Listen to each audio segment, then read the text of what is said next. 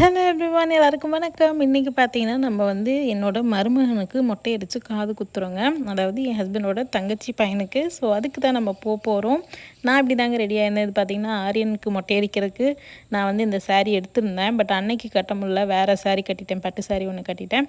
So அதனால இன்றைக்கி இந்த சாரீ கட்டியிருந்தேங்க. எப்படி இருக்குதுன்னு சொல்லுங்கள் கமெண்ட்ஸில். பூவெல்லாம் எடுக்க வேண்டாம், நீ போய் சாமி கும்பிடு, ஓடு, சாமி கும்பிட்டு வா, ஓடு.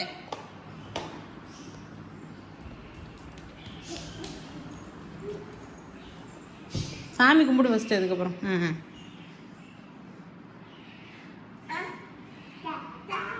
Right hand right hand.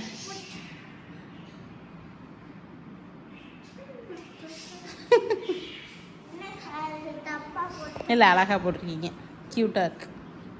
க்யூட்டாக போதும், அழைச்சிங்கன்னா அலைஞ்சிரும்.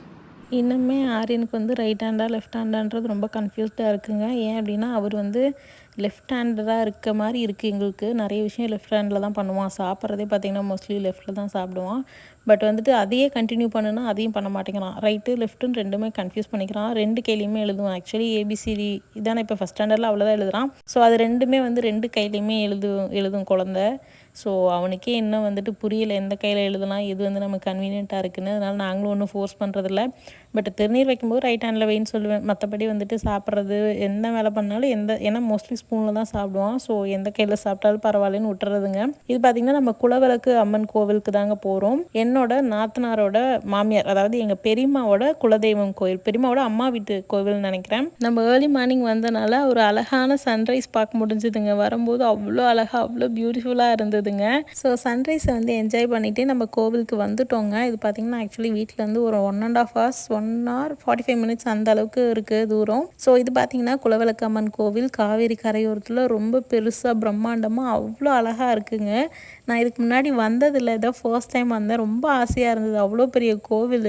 நமக்கு பார்க்கிங்க்கும் நிறைய ஸ்பேஸ் இருக்குது. நம்ம ஃபங்க்ஷன் வைக்கிறோன்னா அதுக்கும் ஸ்பேஸ் இருக்குது. தண்ணி ஃபெசிலிட்டிஸு அந்த பக்கம் பார்த்திங்கன்னா நம்ம இப்போ வந்து ஆற்றுல தண்ணி இல்லை, பட் யூஸ்வலாக வந்து தண்ணி போகும்போது ரொம்ப சூப்பராக இருக்குமாமா. ஸோ இந்தளவுக்கு ஸ்பேஸ் இருந்ததுங்க. அத்தை வந்து ஆரியனை கொஞ்சிட்டு இருக்காங்க, அதாவது ஆரியனோட அத்தை அவனை கொஞ்சிட்டு இருக்காங்க. ஸோ நாங்கள் அடிக்கடி பார்க்குறதில்ல, பார்க்கும் போதெல்லாம் வந்து எங்கள் அண்ணி இப்படி தான் ஆரியனை கொஞ்சிட்டு இருப்பாங்க. பாருங்கள், குட்டி பாப்பா மாதிரி தூக்கிட்டு போயிட்டு இருக்காங்க. எப்போவுமே கூட இருக்கும்போது அருமை தெரியாதுன்னு சொல்லுவாங்க. அது ரொம்ப உண்மைங்க. ஏன் அப்படின்னா நானும் எங்கள் அண்ணா வீட்டெல்லாம் ரொம்ப வருஷம் ஒன்றா தான் இருந்தோம். இப்போ தான் நாங்கள் வீடு கட்டினதுக்கப்புறம் நாங்கள் வந்து அந்தியூரில் இருக்கோம். அதுக்கு முன்னாடி வரைக்கும் நான் சென்னையில் அண்ணாவோட தான் இருந்தேன். ஸோ அப்போ வந்துட்டு எனக்கு வந்து ஒன்றும் பெருசாக ஃபீல் ஆகாது. நான் ரொம்ப நார்மலாக இருப்பேன், எதுவும் ரியாக்ட் பண்ண மாட்டேன், வெளியில் காமிச்சிக்க மாட்டேன். பட் இப்போ அவங்கள விட்டு பிரிஞ்சு இந்த சென்ஸ் நாங்கள் வீடு கட்டி இங்கே தனியாக வந்ததுக்கப்புறம் ரொம்ப மிஸ் பண்ணுறேங்க. எவ்ரிடே வந்து அண்ணா அண்ணி பாப்பாங்க 2 பேர் எல்லாரையும் மிஸ் பண்ணுறேன். அதே மாதிரி இப்போ எங்கள் கலையண்ணி வீடும் லீவுக்கு வந்துட்டு போகும்போது ஸோ இப்போ அவங்களையும் வந்து மிஸ் பண்ண ஆரம்பிச்சிட்டேன். எப்போ பாப்பா தம்பிக்கெலாம் லீவ் விடுவாங்க, எப்போ எங்கள் அண்ணன் பிள்ளைங்களுக்கெல்லாம் லீவ் விடுவாங்க, எப்போ ஊருக்கு வருவாங்க அப்படின்ற மாதிரி ஆயிடுச்சு. பட் காட்ஸ் கிரேஸில் நாங்கள் ஒரு நல்ல அண்டர்ஸ்டாண்டிங்கில் இருக்கோம். நாங்கள் 3 பேருமே, நீங்கள் 2 பேரோட ஒரு நல்ல ரிலேஷன்ஷிப்பில் இருக்கேன். அதுக்கே நான் ரொம்ப கிரேட்ஃபுல்லாக ஃபீல் பண்ணுறேங்க. ஸோ இவர் தாங்க என்னோட குட்டி மருமகன் நின்றுட்டுருக்காரு. கூட நிற்கிறவங்க வந்து எங்கள் அண்ணாங்க. அவ்வளோதாங்க. தம்பிக்கு மொட்டை அடித்து குளிப்பாட்டி அவரை வந்து ரெடி பண்ணியாச்சு மாப்பிள்ளைய. நெக்ஸ்ட் பார்த்திங்கன்னா கெடா வெட்டிடலாம் அப்படின்னு சொல்லிட்டு கெடா வந்து தீர்த்தம் போட்டுட்ருக்காங்க. அது துளுக்குனதுக்கப்புறம் வெட்டலாம் அப்படின்னு சொல்லிட்டு இங்கே வந்து அதுக்குன்னு தனியாக ஸ்பேஸே கொடுத்துருக்காங்கங்க. வாஷ் பண்ணிக்கிறதுக்கு எல்லாத்துக்குமே இங்கே ஸ்பேஸ் இருக்குது. அதுவே கொஞ்சம் நல்லா இருந்தது. ஏன்னா நீட்டாக இருக்கும். நமக்கப்புறம் மறுபடியும் யாராவது வந்து பண்ணுறாங்கன்னா அவங்களுக்கும் கொஞ்சம் கம்ஃபர்டபுளாக இருக்கும். எங்கள் வீட்டில் எல்லாம் பக்தி மோடில் இருக்காங்கங்க. ரொம்ப பவர்ஃபுல்லான சாமி அப்படின்னு சொன்னாங்க. உங்களுக்கு ஏதாவது வேண்டுதல் இருந்தால் நீங்களும் வேண்டிக்கோங்க. இப்போ பார்த்திங்கன்னா பிரேக்ஃபாஸ்ட் வந்து அங்கே பக்கத்துலேயே ஹோட்டல்ஸ்லாம் இருக்குதுங்க, அதில் தான் சொல்லியிருந்தாங்க. அப்புறம் பார்த்திங்கன்னா வரும்போது வந்து அந்த கெடா வந்து துளுத்துருச்சுங்க, அதை வெட்டிட்டாங்க. வரும்போது வந்து எல்லோரும் கேட்டாங்கன்னு தெரியாமல் விசில் வாங்கி கொடுத்துட்டாங்க. ஊதுன்னு ஊதி நம்ம காதுலேருந்து ரத்தம் வர்ற அளவுக்கு ஊதிட்டாங்க. வேண்டாண்டா கம்முன்னு இருங்கன்னா கேட்கலிங்க. எல்லோரும் ஊதுன்னு ஆளுக்கு ஒன்று வாங்கி கழுத்தில் மாட்டிட்டு ஊதுன்னு ஊதிட்டு இருந்தாங்க. இங்கே பக்கத்துலேயே கோவில் மண்டபம் கூட இருக்காமா. நம்ம நிறைய பேரை இன்வைட் பண்ணுறோம் அப்படின்னா நம்ம அதை கூட வந்து ரெண்ட்டுக்கு எடுத்துக்கலாம். பட் வந்துட்டு நம்ம நிறைய பேர் இன்வைட் பண்ணலைங்க. ரொம்ப நெருங்கின சொந்தம் மட்டும்தான் இன்வைட் பண்ணியிருந்தாங்க அண்ணி வீட்டில்.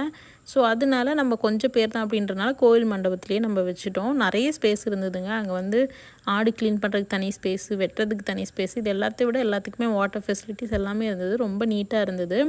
நம்ம மாப்பிள்ளை பார்த்திங்கன்னா நமக்கு மொட்டை அடிக்கும் போதே கற்றுன்னு கத்தி கதறினார். பட் இப்போ எவ்வளோ சமத்தாக உட்காந்துருக்காரு பாருங்கள். அதனால் இதை நீங்கள் நம்பாதீங்க, அமைதியாக இருப்பாருன்னு. பொட்டு வைக்கிற வரைக்கும், அதாவது மார்க் பண்ணுற வரைக்கும் தான் அமைதியாக இருந்தார். மார்க் பண்ணி வச்சு பிடிக்க ஆரம்பித்த உடனே கத்த ஆரம்பிச்சிட்டாருங்க. சரியான கத்து. இங்கே பாருங்கள், அண்ணி பக்கத்தில் போய் பிடிக்க தான் போனாங்க, உடனே வந்து அழுக ஆரம்பிச்சிட்டான். அவங்க அக்கா பக்கத்துலேயே உட்காந்து அழுகாத அழுகாத அப்படி சொல்லிகிட்ருக்கா. இப்போ தான் செம்மணிச்சாமி கோயிலில் எங்கள் ஹர்ஷிக்கு, அதாவது பெரிய பாப்பாவுக்கு காது குத்துன மாதிரி இருக்குங்க. அதுக்குள்ளே வருஷங்கள் நிறைய போயிடுச்சு. எங்கள் செலியனுக்கு காது குத்திட்டு இருக்கோம். இப்போது டைம் ரொம்ப ஃபாஸ்ட்டாக போகுதுங்க. இப்போ நம்ம அந்தியூர் வந்தே பார்த்திங்கன்னா எங்கள் அம்மா வந்து கவுண்ட் சொல்லும் போது எனக்கு வந்து 3 வருஷம் 4 வருஷம்னு தெரியுது. ஏன்னா நம்ம இப்போ புது வீட்டுக்கு வந்தே 3 இயர்ஸ் ஆக போகுதுங்க. எனக்கு இன்னும் 3 இயர்ஸா அப்படின்ற மாதிரி நம்பவே முடியல. ஸோ நம்ம புது வீட்டுக்கு வந்தே 3 இயர்ஸ் ஆக போகுதுங்க. இந்த ஜூன் வந்ததுன்னா, ஜூன் 13 வந்ததுன்னா 3 இயர்ஸ் நம்ம கம்ப்ளீட் பண்ணுறோம் நம்ம புது வீட்டில். புது வீடு தான் இன்னுமே நம்ம வீட்டில். ஸோ அந்த மாதிரி இருக்குது. ரொம்ப சரியில்லான ஒரு மொமெண்ட்டுங்க இது. ஏன்னா இன்னுமே எனக்கு ஹர்ஷியை குட்டியாக பார்த்த மாதிரி இருக்குது. அதுக்குள்ளே வந்து இப்போ செலியனுக்கு நம்ம மொட்டை அடித்து காது குத்திட்டோம். ஹர்ஷி பாருங்கள், தம்பி அழுகிறான்னு சமாதானப்படுத்தி பார்த்துச்சு, முடியலன்னொன்னே அது அழுக ஆரம்பிச்சிருச்சு. இங்கே பாருங்கள், அவ்வளோதாங்க, நல்லபடியாக காது குத்தி முடிச்சாச்சு. அவங்க அம்மாட்ட ஓடிடுச்சு.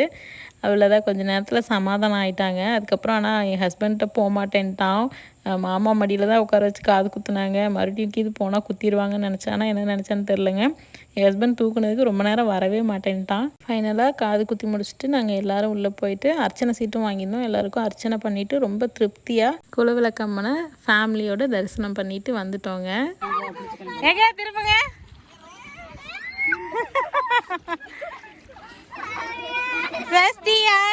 நீங்க பாருங்க, தண்ணி வந்து இப்போ ஃப்ளோவில் இல்லைங்க, ஒரே குட்டை தண்ணி மாதிரி இருக்குது. அதனால் ரொம்ப டர்ட்டியாக தான் இருந்தது. பட் ஸ்டில் பிள்ளைங்க வந்து விளையாடணும்னு சொல்லிச்சு. டர்ட்டி இந்த சென்ஸ் பாஸ் ஆனால் அந்த மாதிரி இருந்தது. பட் வந்துட்டு பிள்ளைங்க விளையாடணும்னு சொல்லவும் எங்கள் அம்மா வரைஞ்சி கட்டிட்டு கூட்டிகிட்டு போயிட்டாங்க உள்ளே. நானும் வந்துட்டு இந்த வீடியோ கிளிப் எடுத்துகிட்டு நானும் உள்ளே போயிட்டேங்க. எனக்கும் தண்ணியில் விளையாடுறதுனா ரொம்ப பிடிக்கும். அதனால் சரின்னு சொல்லிட்டு உள்ளே போயிட்டோம். நிறைய ஃபிஷ் இருந்ததுங்க. தண்ணி கம்மியாக இருக்குது, ஆனால் நிறைய ஃபிஷ் இருந்தது. நீங்கள் அப்படியே ஒரு 1 or 2 minutes வந்து ஸ்டாண்டிங்கில் நின்னீங்கன்னா, மூவ் ஆகாமல் நின்னீங்க அப்படின்னா, இந்த ஸ்பாலெல்லாம் வந்து இப்படி வந்து ஃபிஷ் வந்து நம்ம காலை கடிக்கும். அந்த மாதிரியே வந்து கடிச்சிதுங்க. ரொம்ப அழகாக இருந்தது. பிள்ளைங்கள்லாம் ஃபிஷ் கடிக்கவும் பயந்துட்டு இருந்துச்சுங்க. பட் ஸ்டில் வந்துட்டு ஒரு மாதிரி நல்லா இருந்ததுங்க. தண்ணி நிறைய இருக்குது. பட் வந்து ஒரு குட்டையாட்டம் ஒரே இடத்துல இருக்குதுங்க.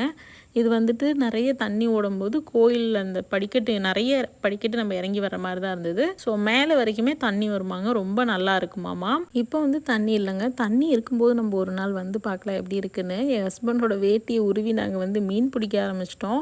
பெரிய தம்பி வந்து ரொம்ப எக்ஸைட்டடாக இருந்தான். பிடிக்கலாங்கன்ட்டு இருந்தால் சரி வா அப்படின்னு சொல்லிட்டு பிடிக்க போனோம். 1-2 மீன் பிடிக்கவும் செஞ்சோங்க. பட் அதை எடுத்துகிட்டு வந்து என்ன பண்ணுறதுன்னு சொல்லிட்டு அதிலே விட்டுட்டு வந்துட்டோம். நம்ம போய் தண்ணியில் விளையாண்டுட்டு இருந்த கேப்லேயே எங்கள் வீட்டில் சமையலே பண்ணி முடிச்சுட்டாங்கங்க.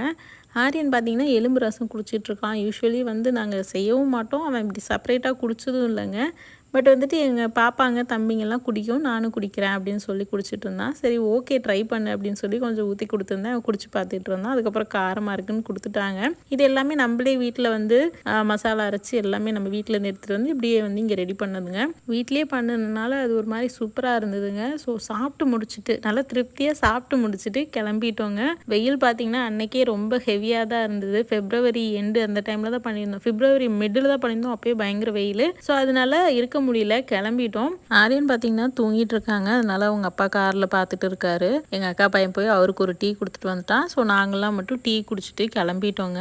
இன்னொரு நாள் ஆற்றுல தண்ணி இருக்க அன்னைக்கு நம்ம கண்டிப்பாக குலவிளக்கம்மன் கோவிலுக்கு போகலாங்க. அப்போ உங்களையும் கூட்டிகிட்டு போகிறேன். இந்த டே ரொம்ப பியூட்டிஃபுல்லாக முடிஞ்சுதுங்க. மார்னிங் போகும்போது சன்ரைஸ், ஈவினிங் வரும்போது சன்செட் பார்த்துட்டு ரொம்ப அழகாக, ரொம்ப வந்து ஒரு ஃபுல்ஃபில்லிங்காக இருக்கும் இல்லையா, நம்ம மனசே நிறைஞ்சிருக்கும் இல்லையா, அந்த மாதிரி ஒரு டே. ஸோ எங்கள் வீட்டு ஃபங்க்ஷனை உங்கள் எல்லாருக்கும் காமிச்சதில் ரொம்பவே சந்தோஷங்க. இந்த டே ரொம்ப சூப்பராக போச்சு. உங்கள் எல்லாருக்கும் இந்த டே எப்படி போச்சுன்னு கமெண்ட்ஸில் சொல்லுங்கள். உங்கள் எல்லாரையும் இன்னொரு இன்ட்ரெஸ்டிங்கான வீடியோ சந்திக்கிறேன். அதுக்கு முன்னாடி இந்த வீடியோ பிடிச்சிருந்ததுன்னா மறக்காம நம்ம சேனலை சப்ஸ்கிரைப் பண்ணிக்கோங்க. கூடவே இந்த பெல் ஐக்கானை கிளிக் பண்ணிக்கோங்க. இந்த கிளிப் பார்த்திங்கன்னா நாளையிலேருந்து வரப்போகிற கேரளா சீரீஸில் இருக்க ஒரு கிளிப்புங்க. ரொம்ப பியூட்டிஃபுல்லான ஒரு சூப்பரான ட்ரிப் நம்ம போயிருந்தோம். அதை வந்து நாளைக்கு நான் உங்கள் எல்லாரோடையும் ஷேர் பண்ணிக்கிறேன். நாளையிலேருந்து ஒவ்வொரு வீடியோவாக வரும். இந்த வீடியோ பிடிச்சிருந்ததுன்னா மறக்காம நம்ம சேனலை சப்ஸ்கிரைப் பண்ணிக்கோங்க. கூடவே இந்த பெல் ஐக்கானை கிளிக் பண்ணிக்கோங்க. உங்கள் எல்லாரையும் நாளைக்கு இன்னொரு இன்ட்ரெஸ்டிங்கான வீடியோவில் சந்திக்கிறேன். Until then, bye bye, take care, bye bye.